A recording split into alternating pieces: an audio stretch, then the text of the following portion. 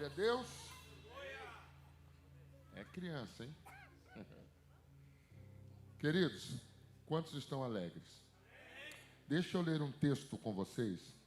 Esse mês de abril, nós estaremos ministrando sobre restituição. Você precisa de algo desse tipo? Quem precisa? Quem precisa? Restituição embora a palavra seja legal de falar, e a gente cria um monte de expectativa sobre isso, ela obedece a alguns princípios. Algumas realidades precisam ser colocadas na nossa mente para que ela seja uma verdade.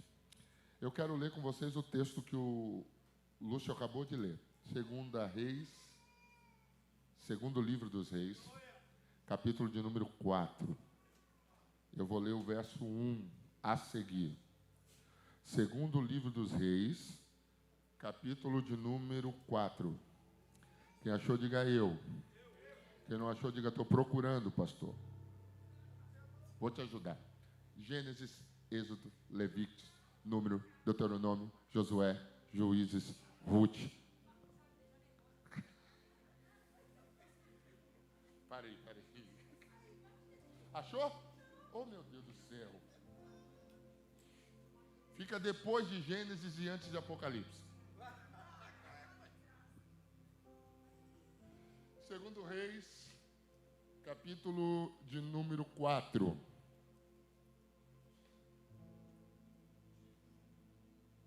Encontrou? Bom. Fica depois de 1 Samuel, 2 Samuel, 1 Reis, 2 Reis. Uma mulher das mulheres dos filhos dos profetas clamou a Eliseu. Clamou a quem? Dizendo: meu marido, teu servo, morreu. Tu sabes que o teu servo temia ao Senhor. Veio o credor a levar-me os meus 2 filhos para serem servos. Eliseu lhe disse: que te hei de fazer? Declara-me o que tens em casa. E ela disse: tua serva não tem nada em casa, senão uma botija de azeite. Então disse ele: vai, pede para ti vasos emprestados a todos os teus vizinhos, vasos vazios, não poucos. Então entra e fecha a porta sobre ti e sobre os teus filhos, e deita o azeite em todos aqueles vasos, e põe à parte o que estiver cheio. Partiu, pois, dele, e fechou a porta sobre si e sobre seus filhos, e eles lhe traziam os vasos, e elas os enchiam. Sucedeu que, cheios que foram os vasos, disse a seu filho: traz-me ainda outro vaso. Porém, ele disse: não há mais vaso nenhum. Então o azeite parou. Diga comigo: parou. Outra vez? Outra vez? Então veio ela e fez saber o homem de Deus, e disse ele: vai, vende o azeite, paga a tua dívida, e tu e os teus filhos vivei do resto. Diga glória. Pergunta para alguém cheio do Espírito Santo: está pronto para viver de resto? Pergunta de novo: está pronto para viver de resto? De resto é estranho, né? A nossa mente logo busca do resto. Obrigado, Ronald. Falar de restituição é um tema muito complexo, na minha opinião. Porque sempre que a gente ouve essa palavra, a nossa mente, a nossa cabeça logo mentaliza algo que eu já tive, que já foi uma verdade, que já foi uma realidade minha, e que por algum desafortúnio, por algum desconforto, eu acabei perdendo. Porque eu perdi aquilo que eu prezava, que eu gostava, eu passo uma vida buscando reaver aquilo que havia sido perdido ou me tirado. Curioso que a gente sempre, na nossa mente, quando uma palavra dessa é lida, dá na nossa mente uma busca por algo que eu vivi. E a verdade prática nossa é que nós nem só nos centralizamos em coisas, mas em tempos. Quem nunca buscou na mente um tempo que foi uma boa fase da sua realidade? E aí você vai dizer, não, mas naquela época, naquela igreja, naquele lugar, essa era a minha verdade. Quando eu morava em tal casa, quando eu trabalhava em tal empresa, quando eu tinha tal negócio, esse foi o melhor tempo da minha vida. E parece estranho falar isso, mas tem pessoas que gastarão o resto da vida tentando reaver um tempo e uma realidade que por algum motivo passou e provavelmente será muito difícil reavê-lo. Quando eu digo ou uso o termo difícil, a gente precisa ter em mente que restituição obedece a alguns princípios. Não é simplesmente Deus trazer. Algumas coisas precisam acontecer. Alguns comportamentos precisam ser adotados para que eu possa reivindicar o direito de reaver algo que eu perdi. Acabei de ler um texto com vocês de alguém que está reivindicando algo, Jack.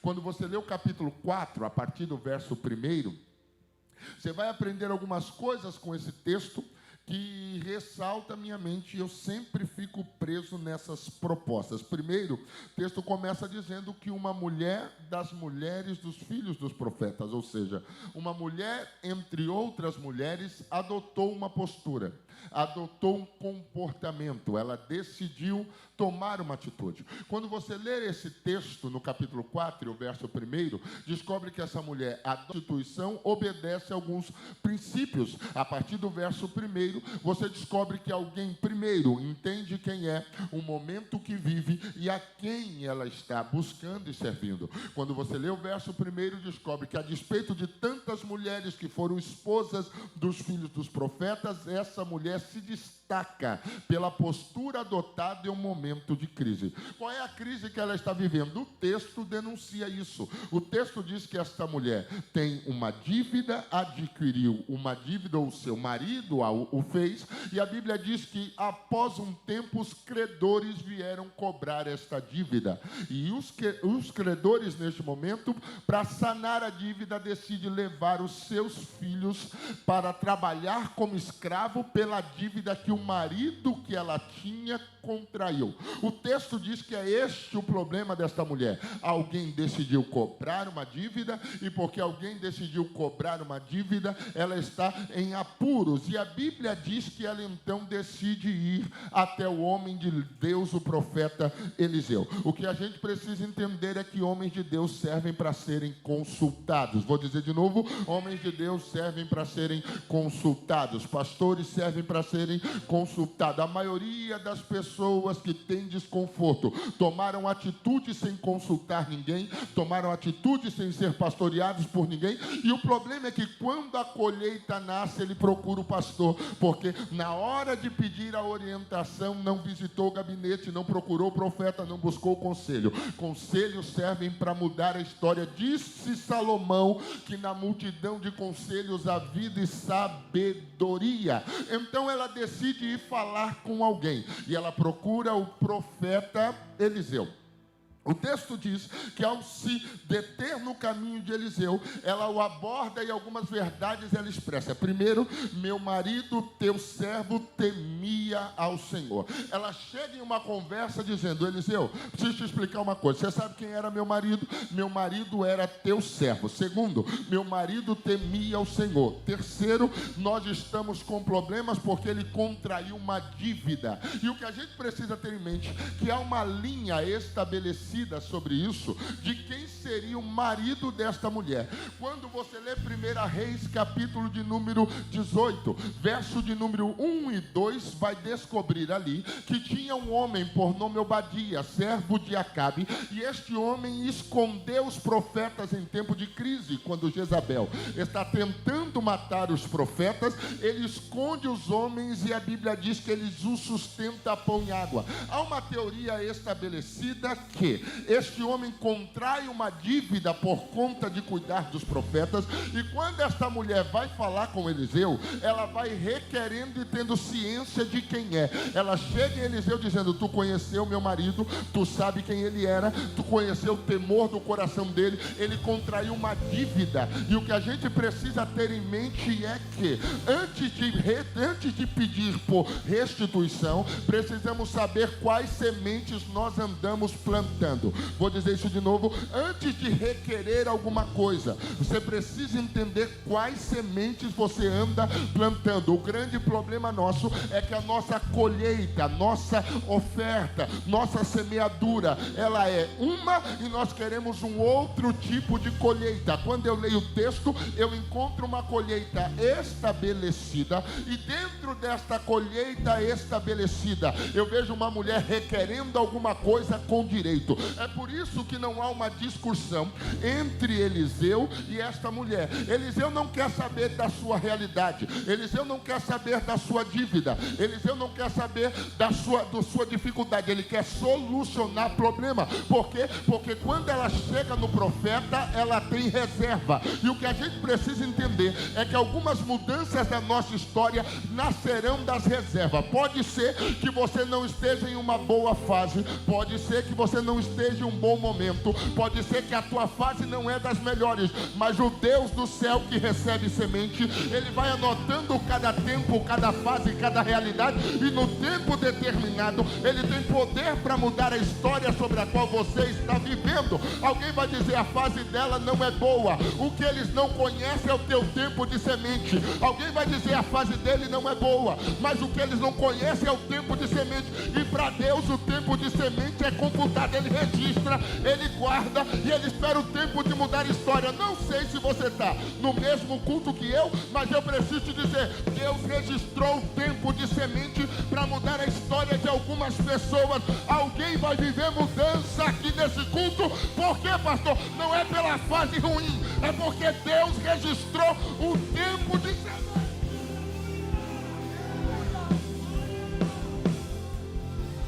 Pergunta que não cala. Com base na sua semente, você pode requerer restituição. Você precisa entender que a única voz que o teu futuro reconhece é a voz da tua semeadura.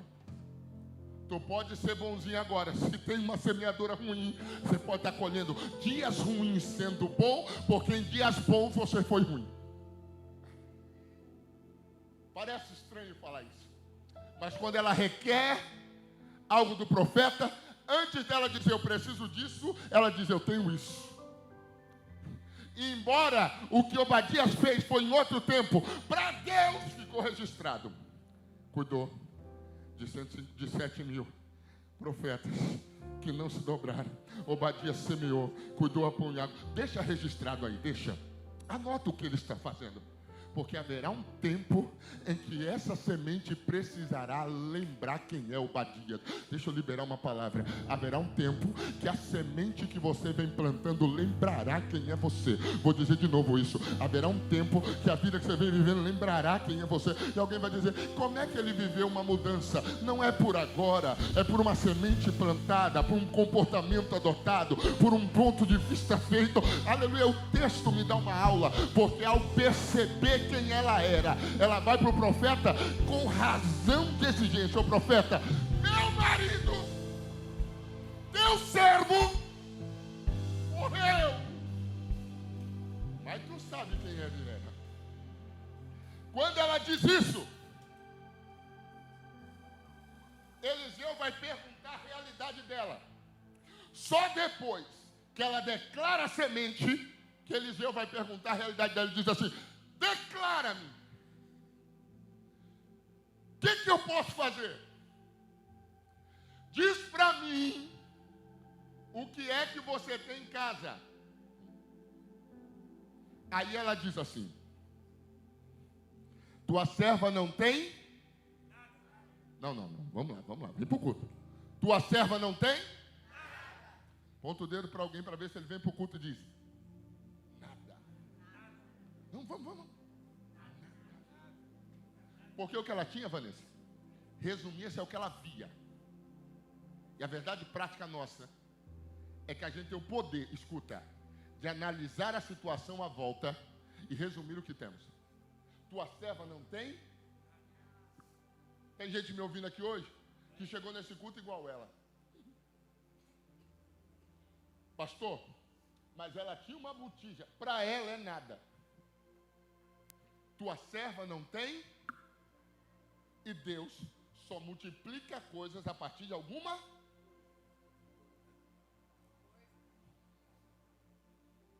Ela diz assim, tem nada. Aí ela lembra, vírgula. O texto põe uma vírgula, diz assim, se não, uma botijinha de azeite. Não resolve o problema na mão dela. Oh, aleluia. Vou dizer isso de novo. Não resolve o problema na mão dela. Não resolve o problema na mão do médico. Não resolve o problema na mão do advogado. Não resolve o problema na mão do juiz. Mas na mão de quem conhece. Eu não sei se você está no mesmo culto que eu, mas nessa noite de restituição, não resolve na tua mão, mas na mão dele já tem milagres para ser, aleluia, liberado. Não resolve. Oi, irmã. Você precisa entender que algumas coisas na sua vida, ou a maioria delas, nascerá do que você tem. Se você se concentrar no que te falta, nunca alcançará o que você precisa. Tem gente que não vive milagre, porque ele chega no culto e a vida dele é sempre voltada ao que falta. Tu vai ouvir o testemunho dele. Tem gente que você nem pode pôr no púlpito. Até? Porque se ele abrir a boca, irmão, é um conto de derrota atrás do outro. Por quê, pastor? Gasta tempo, força e energia se concentrando no que tem, que não tem. Gasta tempo, força e energia se concentrando no que falta. Por isso tem gente vivendo à margem do que poderia viver, porque fez questão de se concentrar no que falta. Enquanto você se concentrar no que falta, assim como Bartimeu, vai ficar à beira do caminho. E o problema de quem se concentra no que falta é que na beira do caminho, o tempo se concentrando no que faltava. Quando o profeta diz, o que tu tens? Ela diz, nada. Por quê? Porque ela está concentrada no que falta. E Deus não usa o que falta. Ele usa o que você tem para te fazer alcançar o que falta. Isso que eu aprendo lendo sobre Bartimeu. Eu aprendo porque ele era cego, mas não surdo. Ouviu que Jesus passava. Cego, mas não mudo. Clamou enquanto ele passava. Era cego, mas não paralítico. Andou enquanto ele chamava. Oh, eu preciso liberar uma palavra de Deus para essa noite. Deus quer usar o que você tem para te fazer alcançar o que você precisa. Eu vou dizer isso de novo.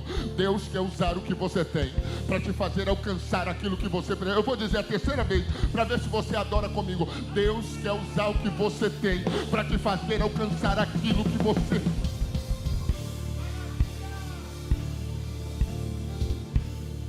O que tu tem? O que tu tem? Vamos fazer um resumo das coisas que me faltam? Imagine se eu viesse para esse púlpito hoje e dissesse assim, Lidiane, me falta isso, me falta um carro.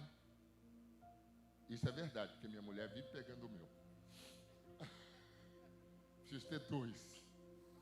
Em breve, diga amém, é para você ter dado um glória, profetizado, perguntado qual marca eu gosto.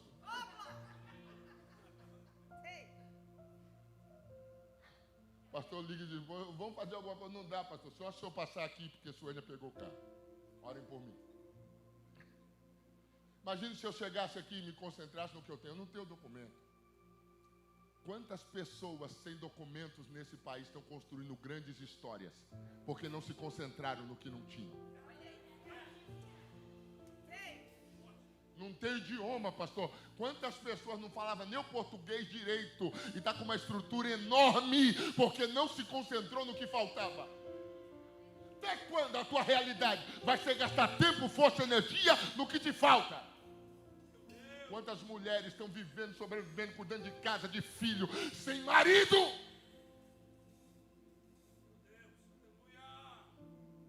Quantas igrejas estão acontecendo sem as peças necessárias e fundamentais para que ela aconteça? Não tem um músico bonito como o Jack e o Laelber. Não tem um baterista assim, ó, que moleque gato. Vou falar não, tá? Fica tranquilo. Não tem uma estrutura de som. Eu ando na América em diversas igrejas e está acontecendo com o que ele tem. Não tem um parque, não tem uma estrutura de cadeira, não tem estrutura boa de temperatura. Quantos cultos eu já participei com frio, porque economizavam no gás. Eles não tinham e mesmo assim estavam fazendo. O que a gente precisa aprender é se concentrar no que temos, não no que falta. Irmão, se você continuar concentrando no que falta, vai passar tempo. Daqui 10 anos, Luiz, alguém vai dizer: o que você fez? Você vai dizer: nada. Por quê? Porque eu não tinha isso. A despeito do que falta, Marcão, tem tanta coisa chegando na vida da gente. Eu estou profetizando. Aleluia! Que não me interessa a tua realidade da América. Interessa se você chegou aqui com visto, entrou, como eles dizem, pela porta da frente, ou se você teve aquele visto no México. Visto de atleta, né? Passou correndo, nadou. Não me importa a forma que você chegou aqui. Se você se concentrar no que tem, Deus te fará alcançar o que falta. Não, eu vou de novo. Se você se concentrar no que tem, Deus te fará alcançar o que falta. Não, vou a terceira vez. Se você se concentrar no que tem, Deus te fará alcançar o que falta.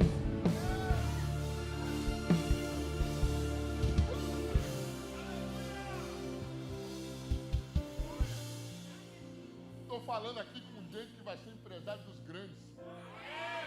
Vai ser dono de grandes restaurantes. Recebe aí, Ingrid. E vai ter um ajudante como o Myron.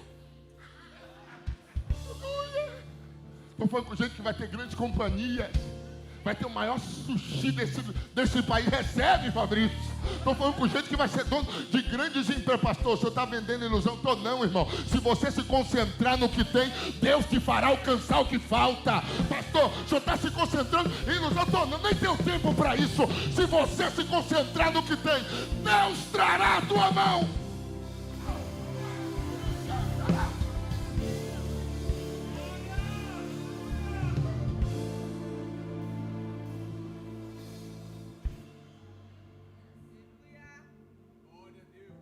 Depende. Onde é que você está concentrando as suas energias? Em que ou em quem você anda concentrando suas energias? Em quem?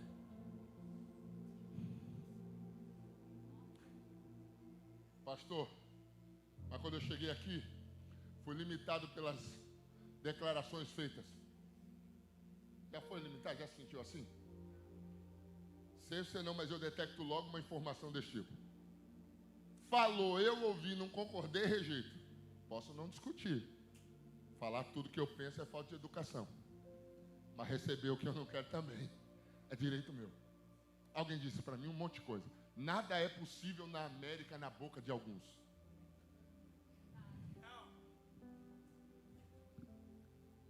Não, pastor, aqui tu é imigrante. Para piorar, indocumentado. Nada é possível, mano. Tu não fala o idioma. Tu não mora aqui. Irmão, imagina, André, eu concentrado no que me falta. Você acha que a vida de vocês é ruim? Eu estou vivendo de sorry e excuse me. É horrível.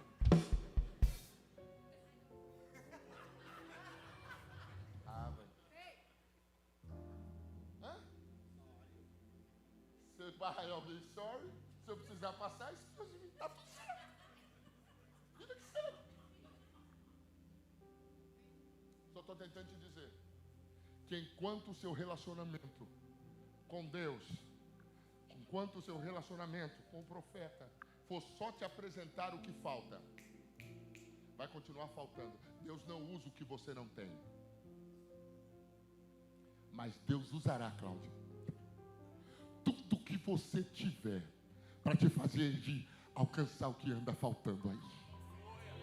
Você crê nisso? Eu queria que você profetizasse para pelo menos 2 ou 3. Dissesse, se você se concentrar no que você tem. Vai.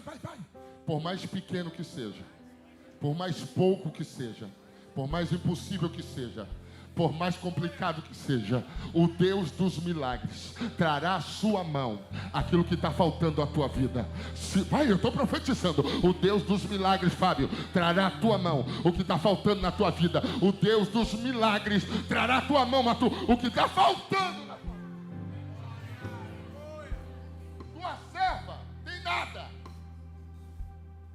Se não, toda a declaração de o que me falta vem acompanhado de uma vírgula que me muda. Se não, uma botija de azeite.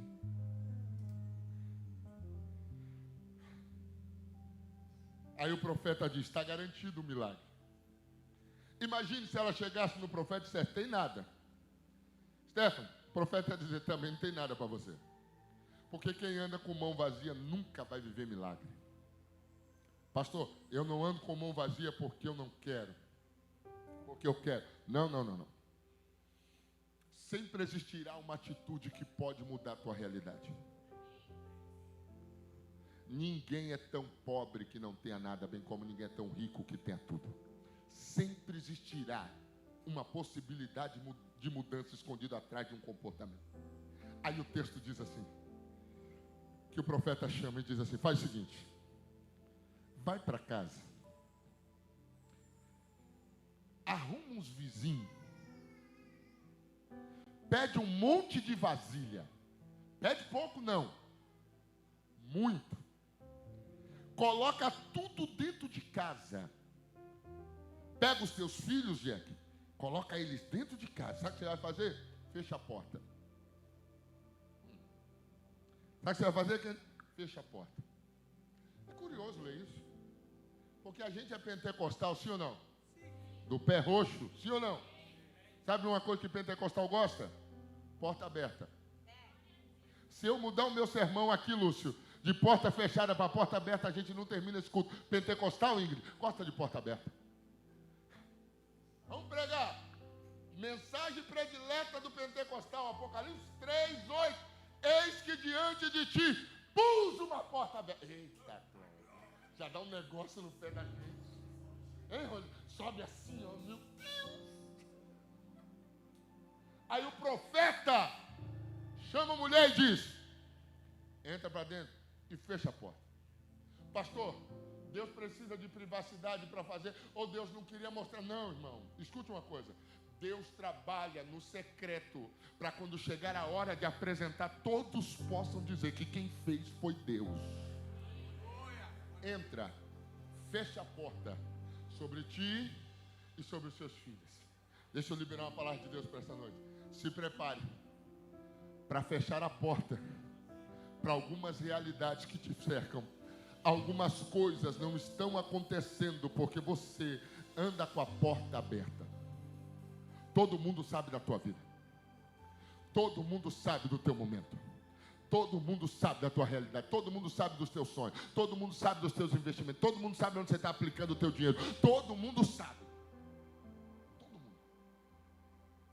E o problema de gente que abre a porta para todo mundo, ou mostra e expõe tua realidade para todo mundo, é que alguns milagres só acontecerão no secreto, Tainá. Aí Deus te trouxe hoje para dizer, vamos mudar esse negócio? Para de se expor. Pastor, mas eu estou sem dinheiro. Para de se expor. Pastor, estou desempregado. Para de se expor. Pastor, porta está fechada. Para de se expor. Foi Jesus que ensinou que algumas orações precisam ser feitas em secreto, porque o Deus do secreto responde, diz Nelson. Para de se expor. Para de mostrar para todo mundo onde é o problema. Pastor, e se eu encontrar a solução na boca de alguém? Algumas soluções estão na boca do profeta. Para de se expor. Tem um problema no casamento, todo mundo sabe que ele está brigado. Tem um problema de dinheiro, todo mundo sabe que ele está duro.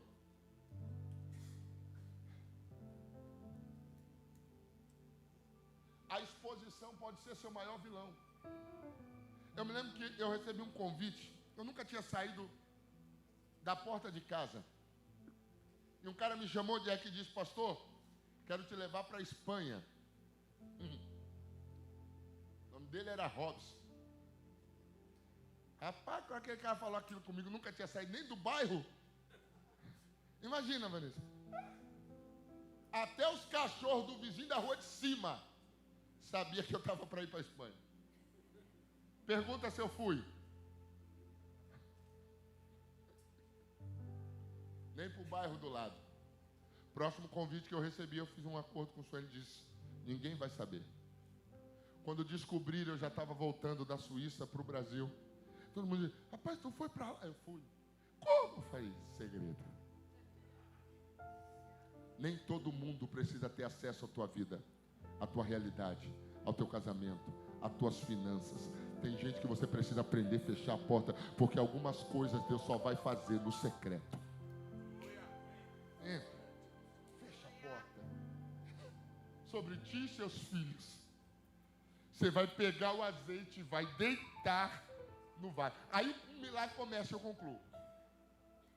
Ela pega o azeite e ela derrama. Eu quero que você anote isso. Ela derrama. Agora é curioso porque ela derrama no vaso dos outros. Por quê, pastor? Porque ela tinha relacionamento.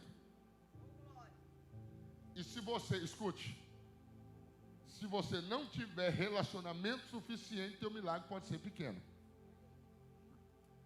Falar sobre isso não, para a gente não perder a linha do que eu estou falando. Ela saiu andando, Fabrício, e disse: tem um vaso aí? É para quem? Para o Marcos. Não, para o Marcos eu empresto. É para quem? Para o Wesley. Não, para o Wesley eu empresto. Tem vaso aí? Não, é para o Jack. E para o Jack... O Jack é complicado, né? É igual emprestar livro. Vai e não volta. E o pior é que o bandido que pede o livro emprestado nem lê. Porque quem lê livro não pede emprestado, ele tem prazer de comprar. Você vê alguém pedindo emprestado, desconfie. Não vou falar disso também, não. Só que quando os filhos saem andando, os filhos dizem assim: tem azeite, tem vaso aí? Para quem? Para a mãe. Pode levar. Encheu a casa de vaso. E a Bíblia diz que ela vai deitando o azeite. Ela vai deitando o azeite. E os vasos vão se enchendo. Vai deitando o azeite, os vasos vão se enchendo. Vai deitando o azeite, os vasos vão se enchendo. Sabe o que eu aprendo? Eu aprendo com ela que a gente precisa ter coragem de ampliar aquilo que Deus está fazendo. Por isso, quando o profeta diz: pede vaso, não pede pouco não. Transforma, amplia o que Deus está fazendo. Eu posso liberar uma palavra de Deus?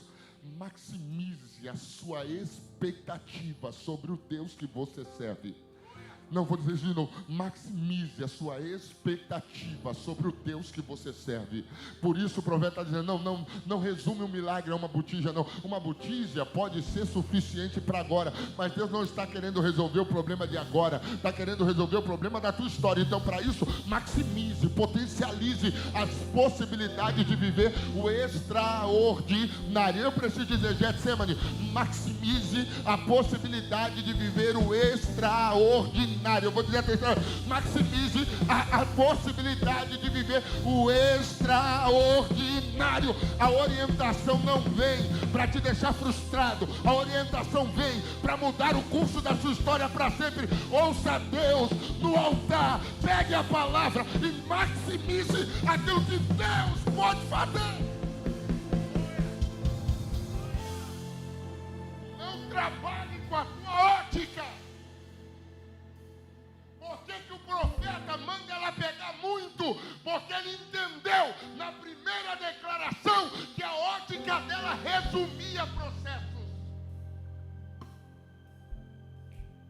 A ótica dela dizia: não tem nada. Segunda coisa que dizia: se não uma botija de azeite. Quando ela usa essa expressão, está dizendo: não é nada. Por que o profeta manda ela pegar vasos emprestados e não poucos?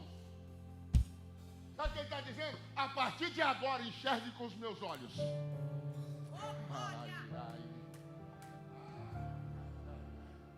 Você pode não ter visão para ver as coisas, mas a partir de agora, enxergue com os meus olhos.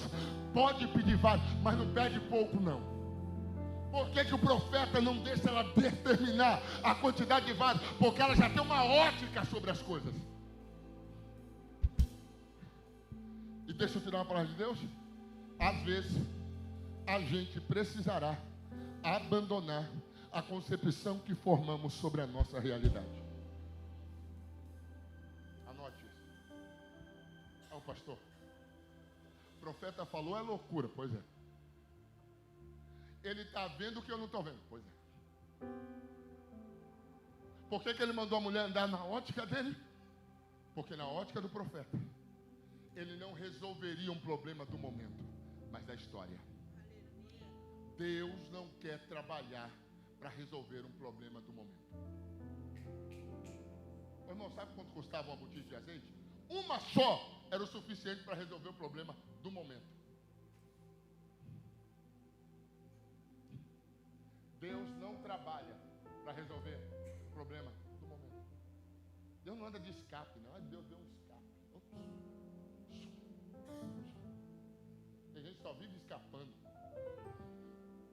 Toda hora ele está numa luta nova. Vou te dar até a chance de dar uma olhadinha de canto de olho para alguém que está sentado do teu lado, alguém assim. Aí ele vem para o culto na quinta power. Pega a palavra, Deus libera a palavra, resolve o problema de agora. Quinta que vem, está chorando de novo.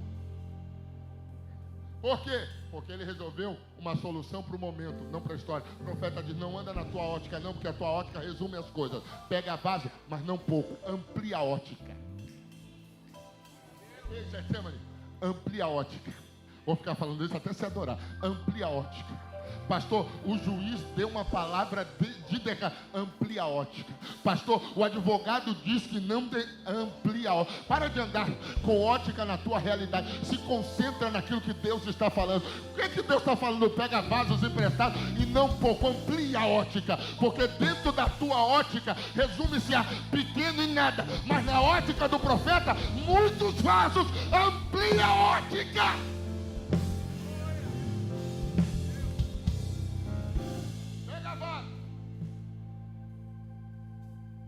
Fecha a porta e deita azeite.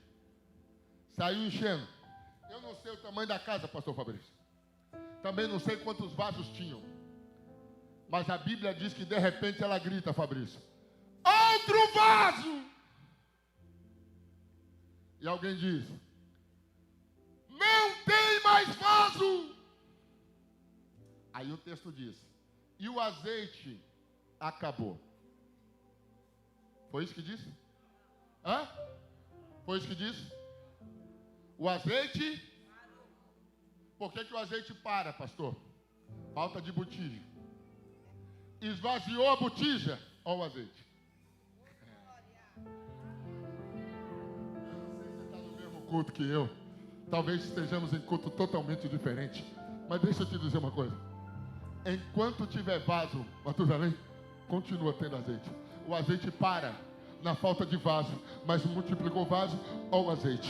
Sabe o que o profeta está dizendo, minha filha? Tu não vai ser alguém que comercializou azeite por um momento. Tu vai ser alguém que comercializará azeite para o resto da vida. Porque Deus não está resolvendo o problema de um momento. Está resolvendo um problema de uma história. Tua semente gritou na eternidade. E o Deus do céu, que ouviu a voz da tua semente, está dizendo, pode continuar multiplicando azeite, porque nunca mais pedirão as maiores heranças da sua vida. Eu quero ser boca de Deus. Levanta a mão para cima, mais alto que você puder. Mais alto que você puder. Feche os teus olhos. Se eu fosse você, eu levantava logo as tuas.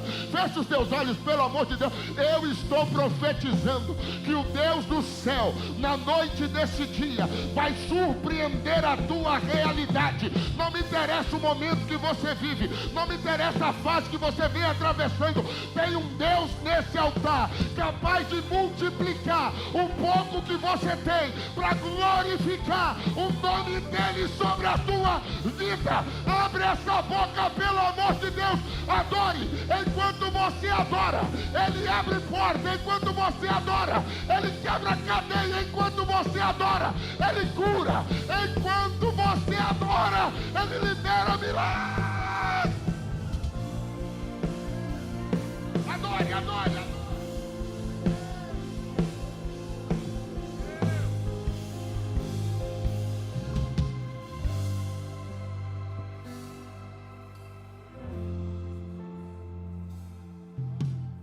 Segura na mão de alguém, coloca ele de pé. Glória. Glória.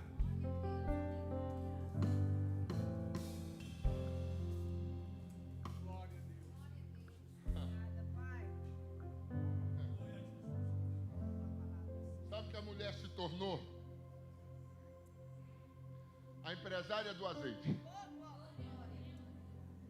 Eu creio. Vê se essa pessoa do seu lado tem cara de empresário. Oh, meu Deus. Vê. Tem gente que olha daqui e diz empresário.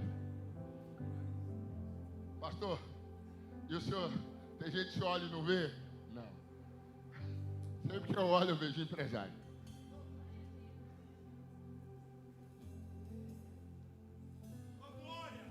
Quando a gente usa esse termo, parece que a gente está vendendo ilusão, né? Um monte de gente trabalhando para um monte de gente aqui. Ralando pra caramba. Atendendo schedule, atendendo horário. Cumprindo horário. Parece até que isso não pode acontecer. Às vezes a gente precisa olhar pelos olhos dos outros.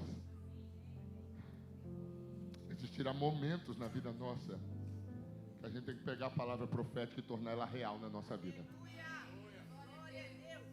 Ô gente, aprendi com Deus que existem momentos que só dá para crer.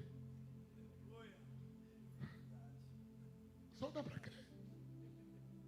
Ô pastor, só o que eu tenho em casa não resolve. Sabe o que sobrou para você? Crer. Aleluia. Que é fé? Firme fundamento das coisas que se esperam. Prova, certeza, convicção das que não se veem. O que é fé, pastor? Hebreus 11:6. Sem fé é impossível agradar a Deus, porque é necessário que aqueles que se aproximem de Deus creia.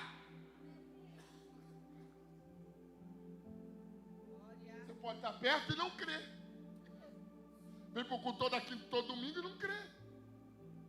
É possível? É. Aí eu leio Hebreus 11:6 dizendo, já que está perto, vocês não, já que está perto, creia. Pastor, é possível? É possível você viver qualquer coisa no mundo espiritual. Possível. Aleluia. Possível. Aleluia. Hebreus 12. Hebreus 12. Vou até ler para você, só para a gente concluir. Hebreus 12 diz assim, ó.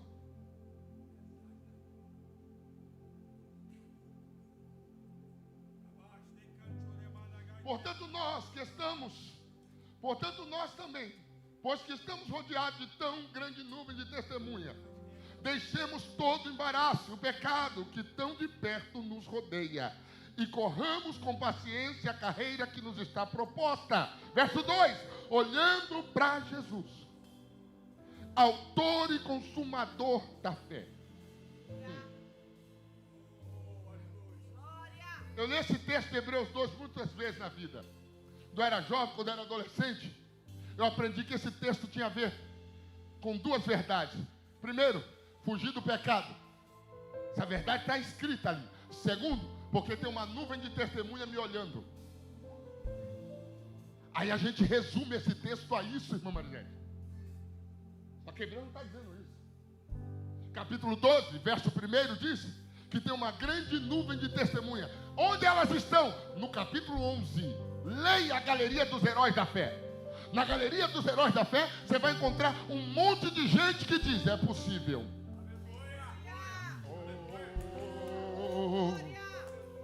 É possível gerar filhos aos 100 anos tendo uma mulher estéril. É possível sobreviver a um dilúvio dentro de uma arca feita por pessoas não profissionais.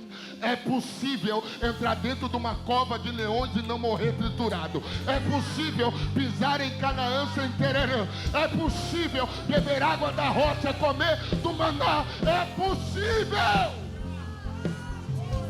Sabe o que Hebreus 12 está dizendo? Quando vocês precisarem de referência, olhem a galeria dos heróis da fé. Pastor Rogério, eu li o capítulo 11 todo e não achei referência. Verso 2: olhe para Jesus. Na falta de referência anteriores, olhe as referências posteriores. Ele é a nossa maior referência.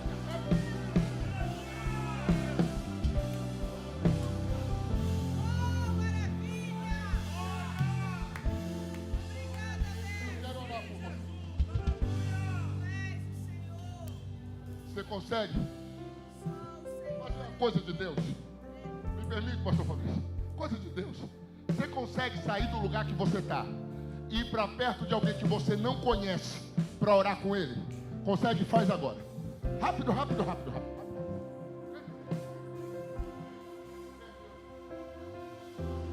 Grandes coisas estão por vir. Grandes coisas vão acontecer neste lugar.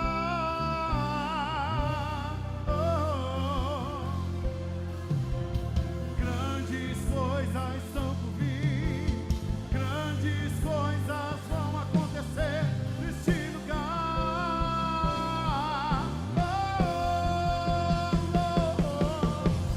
Grandes coisas estão por vir. Grandes coisas vão acontecer neste lugar.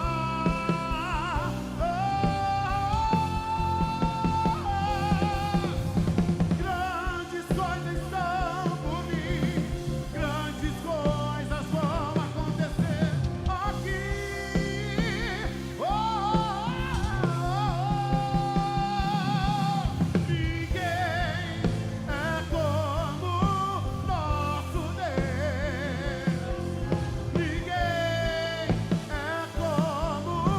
nosso Deus.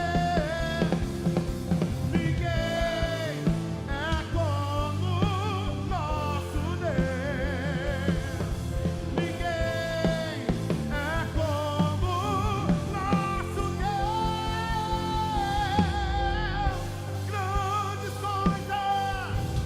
Grandes coisas estão por vir. Grandes coisas vão acontecer neste lugar. Eu creio. Grandes coisas estão por vir. Grandes coisas vão acontecer neste lugar.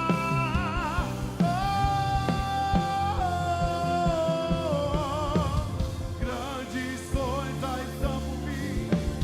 Grandes coisas vão acontecer aqui. Em nome de Jesus, Pai. Há um tempo de restituição sendo liberado para a vida de alguns dos teus filhos. Que esta noite cadeias se quebrem, que portas se abram, que histórias sejam mudadas, ó Pai. Eu profetizo sobre a vida dos teus filhos uma grande restauração. Ouviremos testemunhos de mudança sobre a vida dessa igreja, ó Pai. Eu profetizo, como profeta da palavra que sou, que uma mudança atingirá a vida do teu povo ainda, ó Deus, esse mês.